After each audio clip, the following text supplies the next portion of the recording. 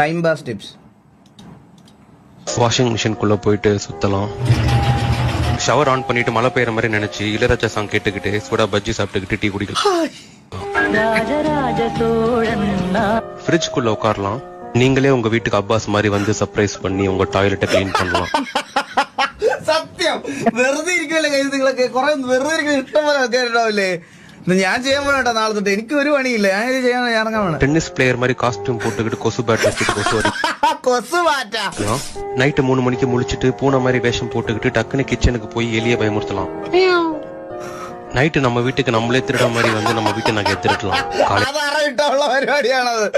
நம்மளே போலீஸ் மாதிரி அதை கண்டும் பிடிக்கலாம். அம்மா நகையெல்லாம் கண்டுபிடிச்சிட்டோமா எங்க இருக்குன்னு நம்ம வீட்டு காலிங் பெல்ல நம்மளே அடிச்சுட்டு ஒளிஞ்சிட்டு நம்ம அம்மா அப்பாவை ஏமாத்தலாம். அம்மா யார் வந்திருக்கா பாரு. வீடு பூரா சாம்பிராணி கொளுத்தி வச்சுட்டு அண்டர்டேக்கர் மாதிரி நடந்து வரலாம்.